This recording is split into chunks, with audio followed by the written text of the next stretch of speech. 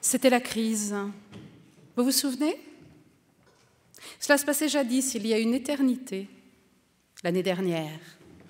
La crise. On ne parlait que de ça, mais sans savoir réellement qu'en dire, ni comment en prendre la mesure. On ne savait même pas où porter les yeux. Tout donnait l'impression d'un monde en train de s'écrouler. Et pourtant, autour de nous, les choses semblaient toujours à leur place, apparemment intouchées. Je suis journaliste.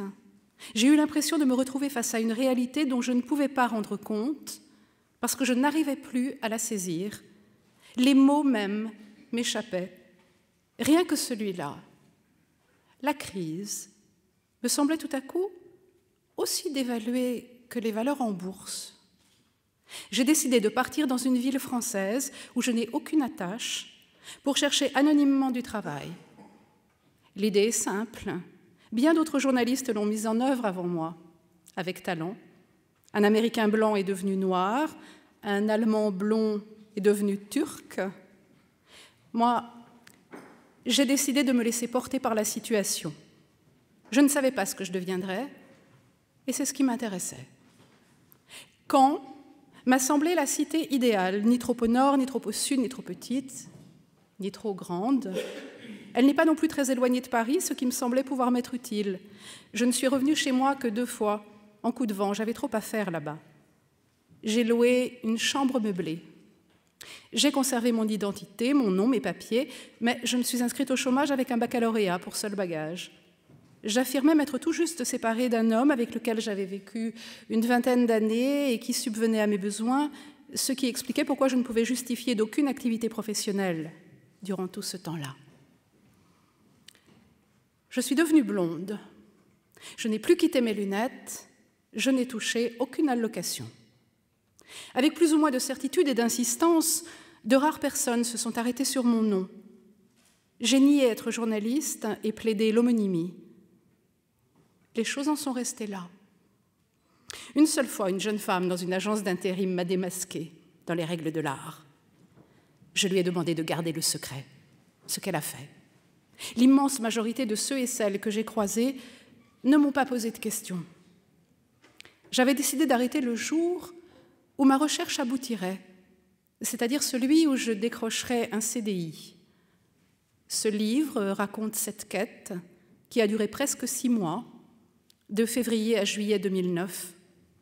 Les noms des personnes et des entreprises qui ont été volontairement modifiés. À Caen, j'ai gardé ma chambre meublée. J'y suis retournée cet hiver, écrire mon livre.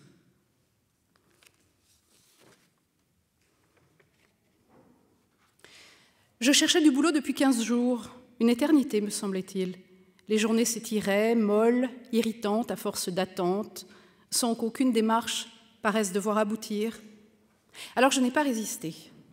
Je voulais voir à quoi ressemblait un entretien d'embauche, me donner l'impression d'avoir enfin prise sur quelque chose.